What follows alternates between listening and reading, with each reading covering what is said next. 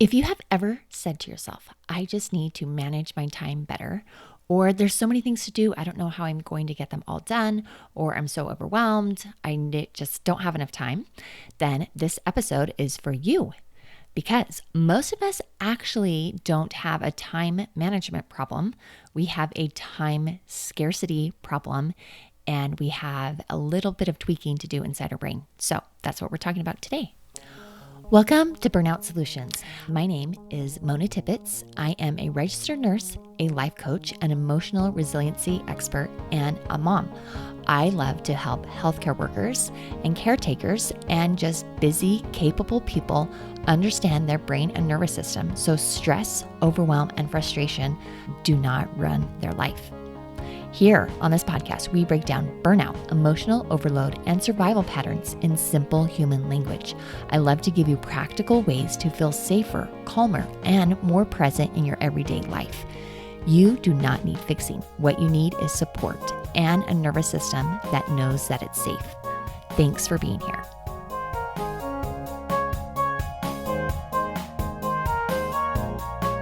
Hello, and welcome back to the podcast. Today, we are continuing the theme of abundance versus scarcity. And we specifically today are going to talk about time. And often we've been taught that we need a new planner or a better app or a tighter schedule or stricter discipline. And while all of these tools can be helpful, they are not often the root of the issue. And I've said this before, all problems are thought problems, and it's exactly the same when it comes to time. And I want you to think about it for a minute. Time is actually the most managed unit that we have, or one of the most, because most of the world operates on the same unit of time. And every minute is the same length. Every day has 24 hours. And obviously, nobody gets more or less time than anybody else. So we can look at time itself being neutral and evenly distributed. So if that is how it is, then why do so many capable, intelligent, high-achieving people feel constantly behind, rushed, and overwhelmed? And why do some people not? Why are some people really good at resting and maybe filling their day with, in air quotes, nothing? And we're going to talk about that today, because what we are really looking for is not managing time, but our thoughts about our time. And today, this podcast actually is a perfect example. I really love to have my podcasts ready to go, recorded, published, at least by the Thursday before they air, sometimes a few weeks before. But I've had a ton of things going on this week, more than regularly scheduled, and it's been great, and I've loved it. So I've pushed back a few things, and this podcast has been in my mind for the last 2 weeks. And I knew that I would have time today to do it. So here I am making this podcast about time scarcity. And I actually don't feel overwhelmed or mad at myself. And I'm going to come back to this example just a little bit. I also wanted to give a shout out to my business mastermind group. We have calls on Mondays, and we were talking about the thought of I have so much to do. And some of these ideas come from these amazing women that I get to rub shoulders with. And we're going to put that in today. And I just need to say that these women, I admire all of them. They all have families. Some of them have other jobs. They are all building their business in a variety of ways. And we just come together and collaborate and help each other out. And it's so awesome. So thanks for that. But let's just get into it. So one of the most common thoughts that I hear, even myself say, and many of us say it without even thinking, and that there is so much to do. And that is in a lot of different forms. And this thought can seem harmless, and it can even feel factual. But the moment that your brain hears so much or thinks so much, it translates it into a better or worse, or a too much and not enough. There's not enough time, there's not enough energy, I don't have enough capacity, or there's just an overwhelming amount. And guess what? These thoughts come from when our nervous system has shifted into scarcity mode. and we are not remaining calm, abundant, curious, content with what we're doing, we tell ourselves that there is something wrong. So instead of calmly prioritizing, our brain starts scanning for threats, and it looks at our to-do list and interprets it as danger rather than just information. It tells us we need to protect ourselves, protect our time, protect somebody else.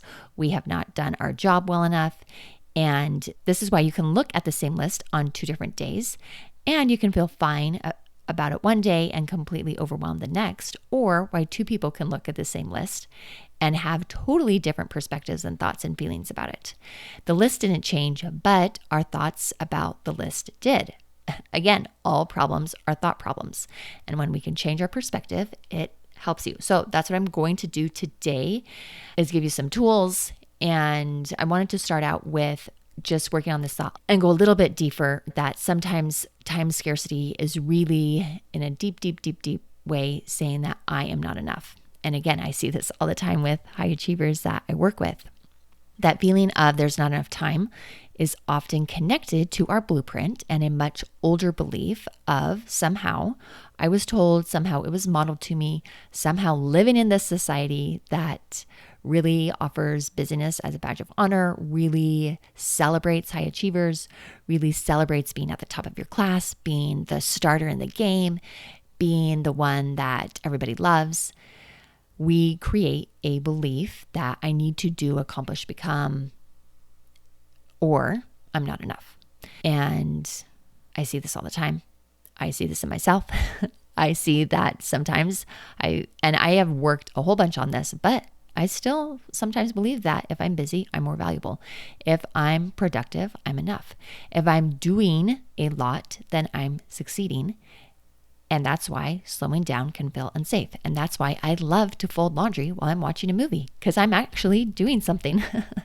And stillness often doesn't feel right.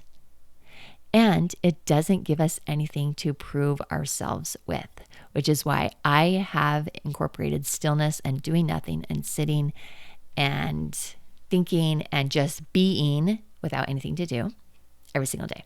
And it's been amazing and really good for me and my nervous system.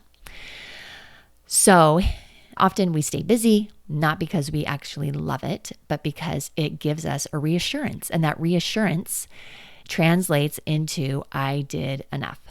And our nervous system feels, because it wants to feel busy, and that is our normal. And so it tells us that we're doing what we're supposed to do. Over time, this creates a cycle where doing and becoming, all of that I talked about becomes part of our identity. And when we don't do things that are in alignment with our identity, rest can sometimes feel like a failure. And that is just a perspective, right? That's just a thought that I would encourage you to challenge. So let's talk about a few tools that have helped me even this week with my busy schedule. I still made dinner. I still went to my kids' basketball games. I still spent time with my family. I exercised nearly every day. I drank lots of water. I've drank a ton of water. It's so cold and dry not so cold, but more dry in Idaho. And I've still done most everything that I have wanted to do. And here I am on Saturday recording this podcast. And part of that has been accepting that I will never do everything. And that's tool number 1. Just realize, and for me, it has become one of the most freeing truths, that I will never do everything that I want to. There were things that I did give up, but I kept my priorities this week. I know that there will always be more opportunities, more ideas. I've had a ton of ideas that I've just had to write down and be like, okay, get to these. There will always be more requests for our time, more responsibilities, more bids for our attention than time allows. And this doesn't mean that you're failing. This just means that you are human and living a very fulfilling life. It can, right, mean that. And our goal actually isn't to complete everything, because that is impossible. But my goal is to choose intentionally. My goal is to answer the question, who do I want to be? How do I want to be intentional today? And where am I going to put my energy? So when we stop trying to do it all, we often stop living with constant pressure, and ignore this underlying current and the background of our lives that tells us we have to do all of it and more. Tool number 2 that has really helped me, and I alluded to it before, but when we can just get everything out of our heads and onto paper, because overwhelm, frustration, anxiety, overscheduling is just a thought in our mind. And when we can get all of those thoughts down onto paper, it can help us because unwritten lists feel endless. And our brain likes to exaggerate the volume and the urgency when things just stay internal. So when we can write things down, it can do a few things. First, it can calm our nervous system down, right? It answers the actual question of what do I have to do? It reduces that overwhelm because we can see it. The second is it turns this vague overwhelm into clear choices. And many people often resist this step, including me, because sometimes seeing this list confirms the thought, I have so much to do and not enough time.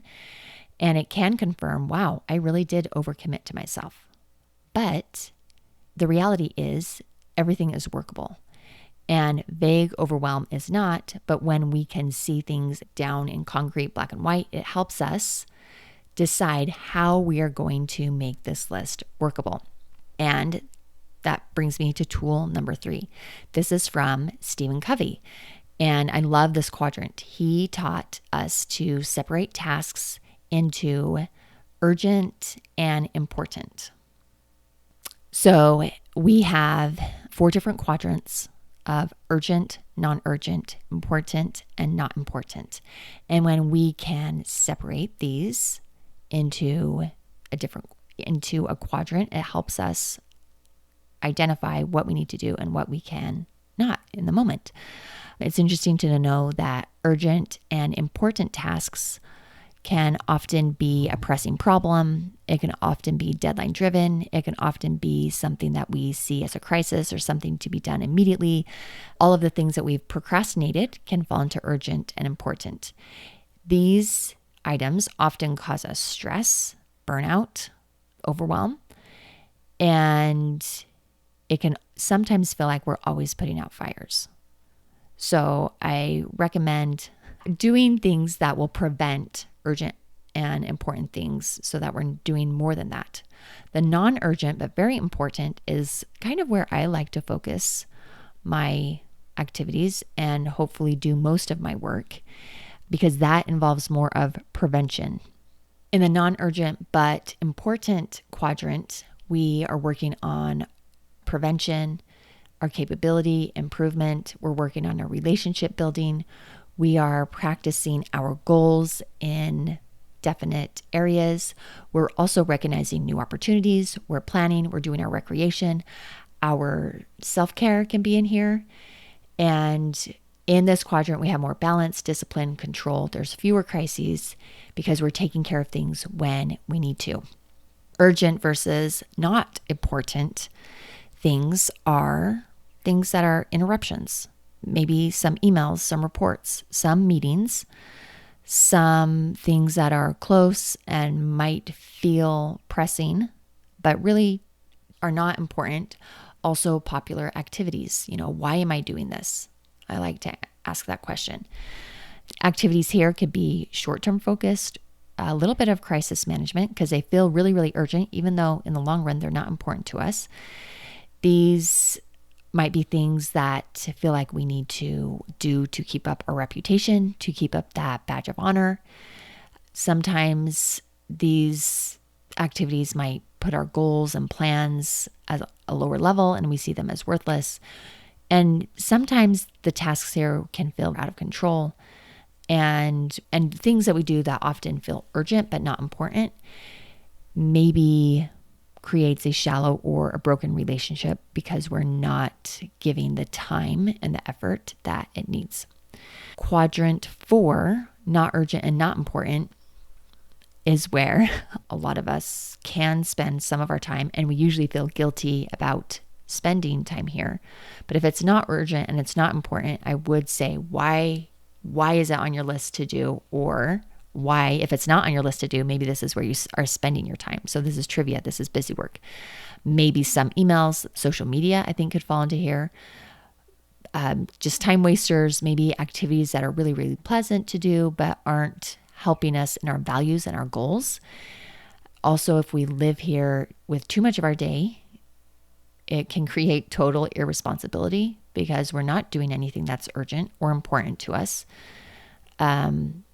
People can get fired from their jobs, right? I'm raising children and I'm trying to teach them the balance of just because you don't want to do something doesn't mean that you don't have to or that it's not good for you.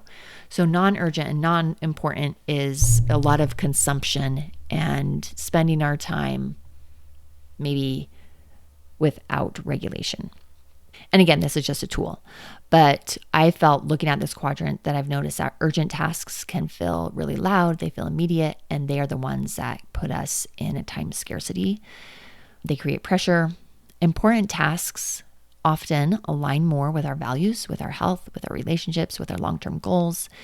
And when your nervous system is stressed, it can confuse urgency with important. So learning to pause and ask, is this task truly important or is it just feeling really loud and urgent right now, can help you change how you spend your energy. Okay, so another tool that you might use is looking at your list and thinking, what must I do, can I do, and don't want to do? And you can separate it into these tasks. So must do. These are truly non-negotiables that align with my values. Can do are optional tasks. They can be driven by expectations, by people pleasing, by I maybe can fit it in, but it's not necessary. Maybe I can move it. And then I don't want to do. I also add to the invisible thought, but need to do could be things like basic maintenance, adulting, right? Investing in our future self, investing in your car, your relationships, in your body, in your self-care, refueling yourself. Or if it's something that you don't want to do at all and won't benefit you or others, then maybe you choose not to. Or we're going to talk about delegating it in another tool, but this framework can help us restore our thoughts to choice and help create safety for us. Okay, tool number 5. I love this one. If we can look and say, do I delete this, delay it, delegate it, or disappoint? And when we can use our list to look at this and clearly say, okay, what can I delete? What from here is something I totally don't need to do? It's not important. It's not urgent. Get it off. What can I delay? What can I choose to do tomorrow? What is not most important? Choose your top 3 tasks and manage your time on, is this really something that I have to do today, or can I choose to do it tomorrow?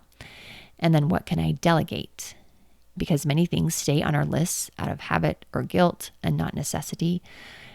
It can be freeing to delegate to other family members, to pay somebody to do it so that you don't have to do as much. As I am sitting here in my office on a Saturday recording this podcast, it's super fun for me to have delegated a few tasks of organizing and dejunking, and both my daughters are house sitting, and at this house they're like, oh, it's so cute and it's so clean and we need to do this and this and this and this. I'm like, oh, that's so awesome. I've been asking you to dejunk for a little bit, but you haven't wanted to, and now they just have that motivation. And we have one daughter going in all the bathrooms, throwing away all the, old shampoo and conditioner and nail polish and who knows what is down under those cabinets. She's working on all of the bathrooms. And then I have another child who's working on our playroom and getting rid of toys. And it's just super fun that I can delegate that task, and they actually are choosing to do it and excited about it. Again, based on their thoughts. A few weeks ago, I asked them to. They're like, nah, I don't want to do that. No. And today they do want to, and it's going well because they changed their perspective, which they, true fact, are comparing our house to this other house, but it has motivated them. So delegation can also challenge our identity. And I find this true, that sometimes I really like doing everything myself because I can control it. And we need to remember that using other people in their strengths is such a gift to us and can highlight their gifts. And they're like, oh yeah, I can totally do that. And allowing people to help can be great.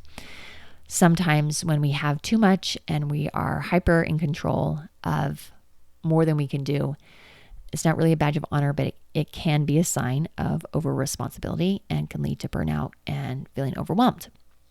Okay, let's talk about disappointed for a little bit. Often the real struggle isn't the task that we need to do, but it's the fear of disappointing somebody. And sometimes that is impossible not to do because often we will disappoint somebody no matter what. When we say no to somebody who really wanted us to do something, that can be disappointing to them. Often the question to ask that I ask is whether I'm willing to stop disappointing myself. And you can. And I have worked on helping me see where I am disappointing myself, and I'm working on those thoughts and feelings. And sometimes I do overcommit and I do disappoint myself that I didn't get it all done. And I have to say, well, I guess I'm not able to do that many things today. And that's okay. Another example from my life is I had a PTA meeting this week and I chose to do the PTA president. And for sure, I am not the best PTA president. My board is awesome and they are all very busy, involved women with lots of things going on in their lives. And sometimes things fall through the crack and it's January and we've made it work just fine. I don't know if anybody has an opinion about how we're doing, but guess what? Us four are doing better than the other parents who aren't doing it, right?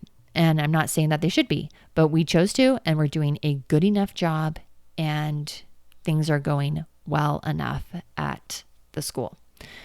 So if people are disappointed, I'm sorry. If I disappoint myself, then I have to look and say, okay, what do I want to change? Which kind of leads me to my next thing. Sometimes, and this is true, I think, in a lot of people, how you do one thing is how you do everything.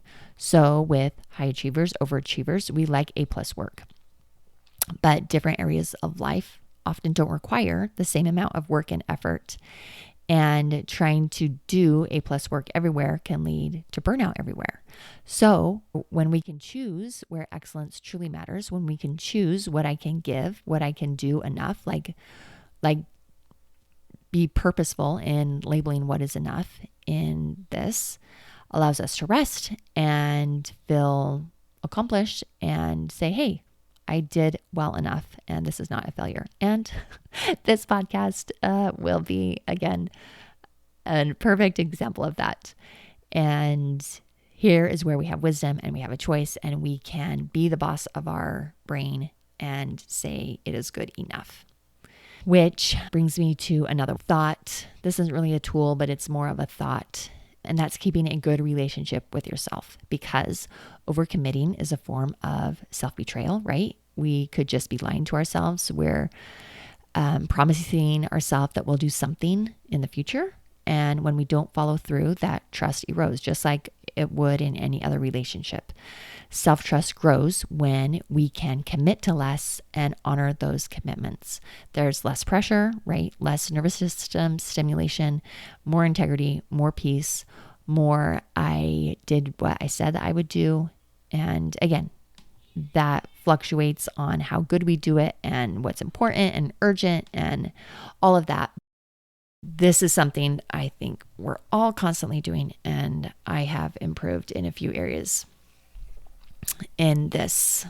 Okay, the next thing that has helped me, especially this week, with doing the things that are on my list is to remember that all human brains are motivated by the motivational triad, which is to seek pleasure, avoid pain, and use least amount of effort as possible. So when our present us resists what's on our list of what our past us has planned, it doesn't mean that we're lazy. It again means that our human brain is operating perfectly. So here we can use discipline, paired with compassion, not forcing us, not white knuckling our way through. And that is what actually works. And it's just super interesting to me that my present self really loves to assign my future self things to do. And when that time comes, like on a Saturday, when I want to be with my family, they're okay. I might be disappointing them a little bit, but I am keeping my relationship with myself that I knew that on Saturday, even when I made this goal, I am going to do it on Saturday, and I'm not going to want to do it, and I'm going to do it anyway. So here I am. Okay, so I think that's all I'm going to say. When we can change our thoughts to more time abundant, and I have the time to do what I really need to do and what really matters to me, what really aligns with my core values, then that is good enough. And that helps create safer thoughts. It helps us be intentional about our choices. It helps us stay true to ourselves and our core values. It helps us continue our relationship building with ourselves. And it gives us permission to be human and to make mistakes and be better one day than maybe a next. And that is okay. So when you think about your days ahead this year and feeling like you don't have enough time, I encourage you to stop and pause and maybe use one or two of these tools that I talked about and apply it, because what we're really looking for is getting out of that fight or flight, that we are not enough, our time is not enough, to a more calm place of, I can do this, I have all the time that I need to get this done. And I'm not saying that you don't put boundaries around that, but we can do it. I have seen it happen this week, and give it a try. And maybe let me know what tool you liked and which one worked and how. I appreciate you listening, and I would really appreciate it if you could share this with somebody that you know who might be feeling scarce in their time. And I will talk to you next week. Bye-bye. Every week, you're learning something new here on this podcast, and that is a powerful first step. But guess what? Information alone doesn't create transformation. True change happens when you start to think differently and shift the nervous system patterns that drive your behavior. As a coach and an emotional resiliency expert, that is the work I do.